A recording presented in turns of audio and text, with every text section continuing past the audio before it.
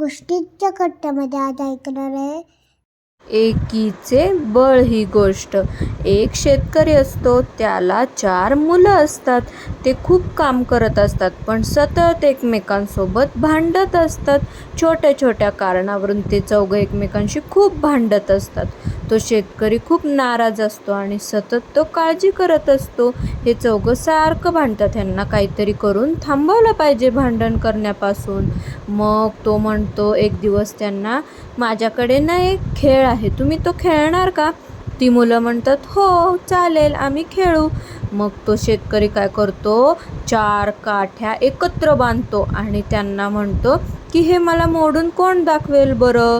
मग त्यातला एक मुलगा म्हणतो, द्या मी मोडतो. मग तो घेतो आणि खूप ताकद लावतो, पण त्याला ते मोडलं जात नाही. दुसरा मुलगा म्हणतो, मला द्या मी मोडतो.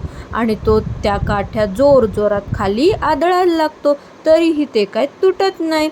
मग तिसरा मुलगा येतो, तो काय करतो, त्या काठ्या खाली ठेवतो आणि त्याच्यावर खूप ताकद लावतो, तरीही त्या काठ्या काय मोडल्या जात नाहीत. मग चौथा मुलगा येतो, त्या काठ्या खाली ठेवतो आणि लांबून येऊन त्याच्यावर उडी मारतो, तरीही त्या काठ्या तुटत नाहीत. मग तो शेतकरी म्हणतो, बघा तुम्हाला ह्या काठ्या तुटल्या का? नाही, मी आता तुम्हाला एक एक काठ्या देतो, ते तुम्ही मोडून दाखवा. मग प्रत्येकाला एक एक काठी देतो आणि आता मोडा म्हणतो. मग ती सहज मोडली जाते त्या मुलांना. मग तो त्यांना म्हणतो, बघा ह्या सगळ्या काठ्या एकत्र होत्या तर तुम्ही त्यांना मोडू नाही शकला, पण ही एक एक काठी मी दिल्यावर तुम्ही त्याला सहज मोडली. यातून तुम्ही काय शिकला सांगा बरं? मग ती मुलं म्हणतात, आम्हाला कळालं बाबा, आम्ही जेव्हा एकत्र असू तेव्हा आम्हाला कोणी काही करू नाही शकणार.